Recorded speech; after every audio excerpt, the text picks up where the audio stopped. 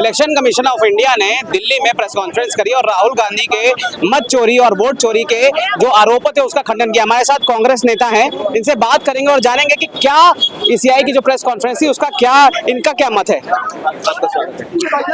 क्या सोचते हैं जो वोट चोरी के ईसीआई ने खंडन कर दिया? क्या खंडन कर दिया? उन्होंने कहा कि वोट चोरी गलत है। कोई जांच बैठी उसमें? कोई जांच हुई उसकी? कौन कमेटी ने जांच करके ये क्लीन चिट दे दिया निर्वाचन आयोग को कि आपने जो निर्वाचन की सूची आपने जारी किया है ये सही है? आप कोई परवरदिगार हैं क्या भाई? कहाँ आपने आप एक हमको बात बता दीजिए कि निर्वाचन नियमावली के तहत जो आपका मतदाता सूची है कौन एजेंसी से आपने जांच करा दिया जो एजेंसी ने कह दिया कि राहुल गांधी का जो डाटा था वो गलत था और निर्वाचन आयोग का जो डाटा है वो सही है? हमको बता दीजिए आप। लेकिन राहुल गांधी को हर बार ईसीआई ने कहा कि आप हलफनामा दायर करें, हलफनामा क्यों नहीं दायर करें? आप समझने का प्रयास करिए, राहुल गांधी सदन के नेता हैं। क्या ये प्रधानमंत्री अगर ये सवाल उठाते तो क्या देश का प्रधानमंत्री से आप कहते कि आप हलफनामा दीजिए? कहते आप? देश पढ़ा लिखा है, निर्वाचन आयोग से पढ़ा लिखा इस सड़क पर जो रिक्शा चलाता है वो भी है, सड़क पर रिक्शा चलाने वाला भी पोस्ट ग्रेजुएट है। आप किस दुनिया में आप हवा में उड़ रहे हैं? कारण ये है कि मैं आपके चैनल पर कह रहा हूं कि अगर प्रधानमंत्री से निर्वाचन आयोग को अगर लेटर लिखते तो क्या अगर उनसे कहता कि आप हमको शपथ पत्र दीजिए, कहता? आप बता दीजिए, आप चैनल, आप तो मजे बजाए एंकर है, आप बताइए हमको कि वो प्रधानमंत्री को कहता कि आप एफिडेविट दीजिए, शपथ पत्र दीजिए, तब कार्रवाई करूंगा। चुनाव आयोग एक संवैधानिक संस्था है जितना मैं जानता हूँ, और संवैधानिक संस्था पे जब भी कोई आरोप लगता है, विपक्ष का नेता संवैधानिक स्थान है कि नहीं है? वो तो संविधान को गवर्न करता है, संविधान को संचालन करता है, संविधान का मार्गदर्शन करता है। वो व्यक्ति जो सदन में शपथ लेने से पहले शपथ पत्र दी है कि मैं गीता पर हाथ रख करके सदन और संविधान को विश्वास दिलाता हूं कि मैं जनता के समस्याओं को उठाने में, उसके पक्ष को रखने में, उसको संवैधानिक संविधान के मुख्य धारा में जोड़ने में मैं भेदभाव नहीं करूंगा।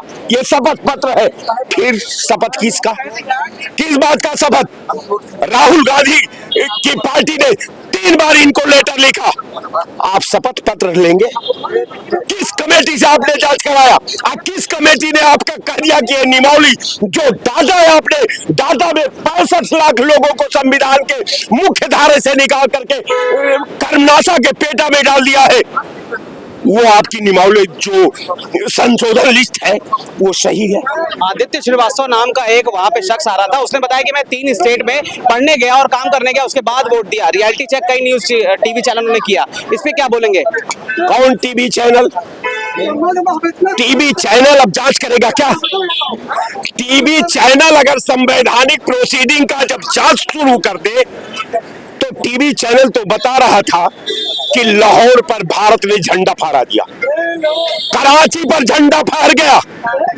आपने सवाल किया कि भैया कराची पर तो आपने झंडा फहराया नहीं, आपने लाहौर पर झंडा फहराया नहीं, तो आपने किस आधार पर लाहौर पर झंडा फहरा रहे? अगर आपने फहराया नहीं ये साबित किया तो इसके खिलाफ, इस विधा का अंतिम लाइन का उल्लंघन करने के खिलाफ, इसके खिलाफ राष्ट्रद्रोह का केस होना चाहिए। इसलिए कि ये मीडिया वालों ने भारत का दुनिया के पटल पर एक जो विश्वास को चोट किया और हमारी परंपरा का अपमान किया, आपने कहा नहीं, एक बार नहीं पूछा गया, उनके खिलाफ कोई जांच नहीं हुई। बकवास बंद करे निर्वाचन आयोग। ये शुद्ध रूप का सरकार के दबाव में ये निर्वाचन आयोग ने गलत ढंग से प्रेस बुलवाया और सारी गोदी मीडिया वही मौजूद थी। जो गोदी मीडिया को चाह रहा था वही गोदी मीडिया ने किया। तो कहने का मेरा मतलब कि अब जंग होगा मैदान में। राहुल जी आज बिहार पहुंच चुके हैं। अब देख लीजिए डाटा कि पूरा बिहार उमड़ गया है उनके यात्रा में। ये नेता का खूबी है। एक नेता जो 40 किलोमीटर रोज चलने की क्षमता रखता है, एक भारतीय जनता पार्टी में नेता बता दीजिए जो राहुल गांधी के साथ 10 किलोमीटर चल के दिखा दे। अगर ईसीआई अपने आंकड़ों को मानने पे तैयार नहीं है, देश में भाजपा की सरकार है, ईसीआई नहीं मानेगी तो क्या होगा अगला कदम? नहीं मानेगी, ठीक है, ना माने। मोहम्मद गोरी ने कई बार आक्रमण किया था, वो निराश होकर के अपने दरबार में बैठी थी।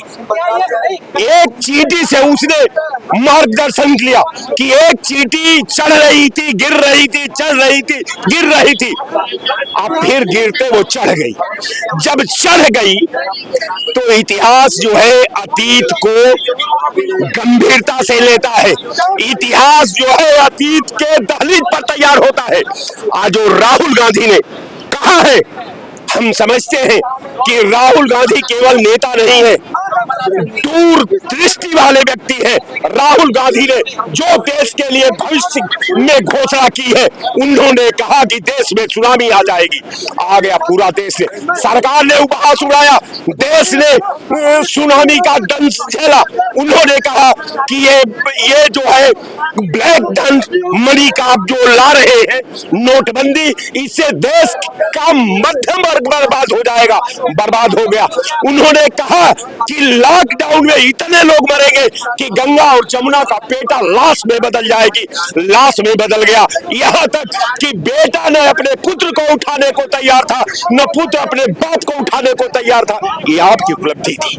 आपने ताली बजवाया, आपने मोबाइल का लाइट जलवाया।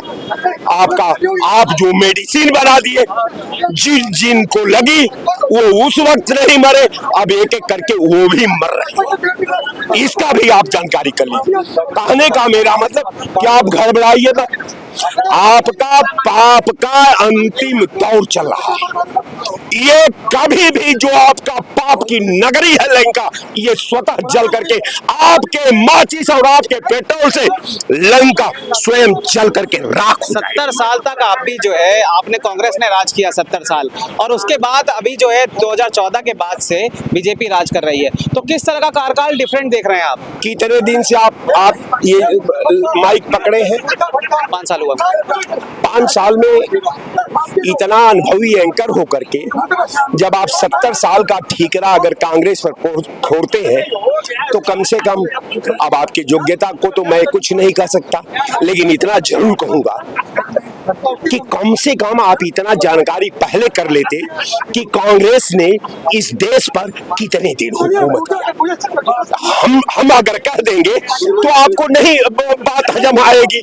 जब आप खुदे जान लेंगे और इसके बाद अगला डिबेट में जब आप हमसे मिलेंगे तो ये सवाल करेंगे हम आपसे, आप नहीं हमसे करेंगे कि भैया 70 साल अगर कांग्रेस ने शासन किया तो ये बताइए मुरारजी देसाई कांग्रेस के थे, चौधरी चरण सिंह कांग्रेस के थे, बीपी सिंह कांग्रेस, सब गठबंधन बिहारी वाजपेयी कांग्रेस से थे।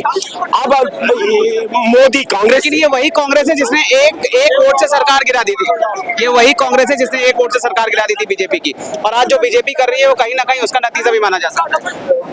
हम एक वोट से गिराए आपकी सरकार को, हमने आपको वह कवर नहीं दिया। आज सरकार जब सदन की बात आती है तो सदन में हम गीता पर हाथ रख करके संविधान का शपथ लेते हैं। संविधान की वचनबद्धता को विपक्ष को निभाना चाहिए, चाहे सरकार गिरे, चाहे सरकार बच जाए। कहने का मेरा मतलब आपके चैनल पर है कि सरकार चलाना सरकार का काम है। अगर मान लीजिए कि पूरे 11 साल के मोदी सरकार का कालखंड देखिए, मोदी सरकार के पूरे कालखंड में सदन में सत्ता पक्ष के लोग विपक्ष का काम करते हैं, अब विपक्ष का काम सत्ता पक्ष के हवाले चला जाता है। ये तो स्थितियां हैं।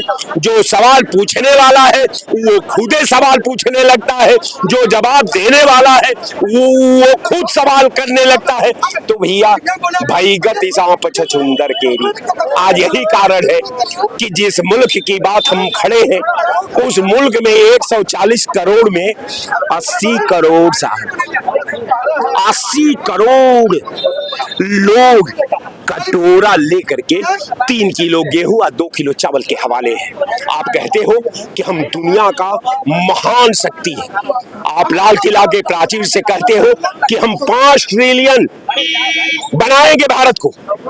5 ट्रिलियन बना करके तुम अमेरिका का गुरु बन सकते हो, तुम चीन का गुरु बन सकते हो, तुम चाइना का गुरु बन सकते हो, तुम जो है रसा का गुरु बन सकते हो।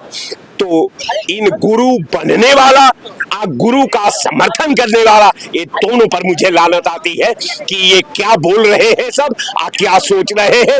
ये भारतीय जनता पार्टी एक दुनिया का अफवाह का गिरोह है। इसकी बात सुनते रहिए, आप लोग अपने मिशन में आगे बढ़िए।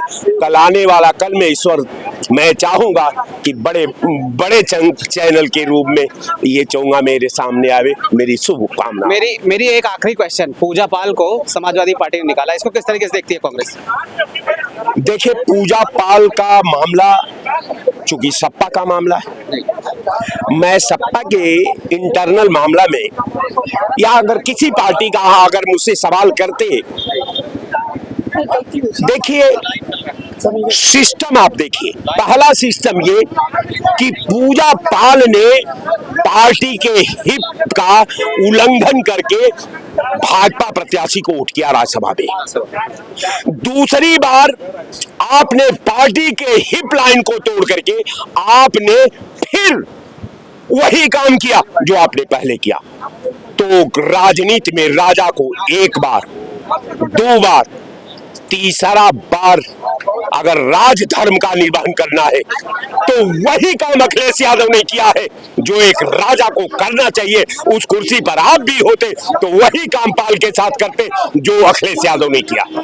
तो जिस तरीके से आपने देखा कि वोट चोरी पर जो है कांग्रेस के नेता ने बिल्कुल खंडन कर दिया कि जो ईसीआई कह रहा है वो पूरी तरीके से गलत है, और वोट चोरी पर राहुल गांधी का जो अभियान है वो अभी और आगे बढ़ेगा। अब देखने वाली बात ये होगी कि किस तरीके से राहुल गांधी की आगे की प्रतिक्रिया होगी और राहुल गांधी का अगला कदम क्या होगा जो देश की राजनीति में एक हलचल ले आएगा। कैमरामैन वीरेंद्र के साथ अंकित श्रीवास्तव।